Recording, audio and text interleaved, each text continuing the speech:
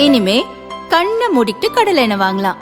ஏன்னா மந்த்ரா கடலை எண்ணெய் இதயத்தின் தயாரிப்பு. வறுக்க பொரிக்க ஏன் எல்லா சமையலுக்கும் மந்த்ரா தான். மந்த்ரா கடலை எண்ணெய், அபார ருசி, ஆரோக்கியமான உடல் நலம்.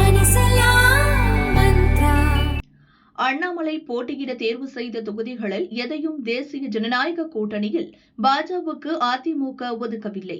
இருந்தாலும் கொங்கு மண்டலத்தில் கிடைத்திருக்கும் ஏதேனும் ஒரு தொகுதியை தேர்வு செய்து போட்டியிடுமாறு அவரது ஆதரவாளர்கள் வலியுறுத்துகின்றனர். ஆனால் அண்ணாமலை ஜாதகப்படி 4 ஆண்டுகள் அவருக்கு வளர்ச்சியே இருக்காது. தொட்ட காரியம் எல்லாம் சிக்கலிலேயே முடியும்.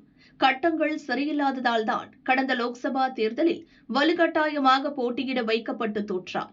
தமிழக பாஜக தலைவர் பதவியையும் இழந்தார் என ஜோதிட ரீதியாக அடுக்கடுக்கான அதிர்ச்சி தகவல்கள் கூறப்பட்டுள்ளன.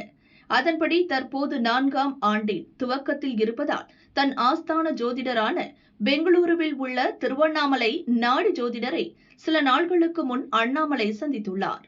அப்போது அந்த ஜோதிடர் இன்னும் ஓராண்டுக்கு ரொம்பவே ஜாக்கிரதையாக இருக்க வேண்டும். மோசமான காலகட்டத்தில் வலுக்கட்டாயமாக எடுக்கும் முடிவு பெரிய ஆபத்தை தரும். சரியான தொகுதி கிடைக்காமல் போட்டியிட்டு 3வது முறையும் தோற்றால் அரசியல் எதிர்காலம் கேள்விக்குறியாகிவிடும். நல்ல காலம் பிறக்கும் வரை தேர்தலில் போட்டியிட வேண்டாம். உங்களின் எதிரிகள் வீழும் நேரம் இது. எனவே பொறுமையாக இருங்கள் என அண்ணாமலையிடம் திட்டவட்டமாக சொல்லிவிட்டார். ஜோதிடரின் எச்சரிக்கையை தொடர்ந்து இந்த தேர்தலில் போட்டியிட வேண்டாம் என்ற முடிவில் அண்ணாமலை இருக்கிறார்.